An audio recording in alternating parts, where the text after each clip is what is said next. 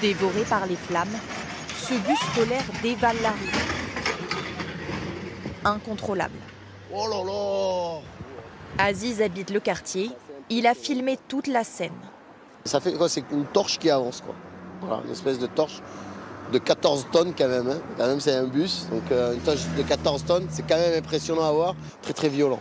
Violent, mais fort heureusement sans blessés. Quelques minutes plus tôt, alors que le bus se dirige vers le collège, une odeur de fumée alerte les passagers. Le chauffeur s'arrête à 7 arrêts et évacue les 10 collégiens à bord. Thiago, 11 ans, en faisait partie. On était un peu tous inquiets. Il y avait de la fumée qui sortait du bus. Et après, on ne voyait plus le bus.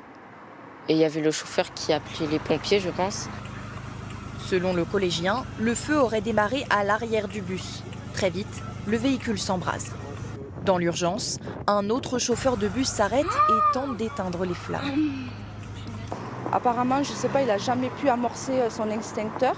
Après, on le voit revenir vers le chauffeur et rentrer dans le bus pour voir s'il y a vraiment personne. Moi, je trouve que franchement, il a eu vraiment un sacré courage, ce chauffeur de bus. 23 pompiers et 4 véhicules incendies sont nécessaires pour venir à bout du brasier. Alors le bus était complètement embrasé au moment de l'arrivée de ce détachement. Donc 2 actions là sont menées. D'une part l'extinction du bus et d'autre part éviter la propagation puisque le bus est bloqué contre une habitation. Plusieurs questions persistent.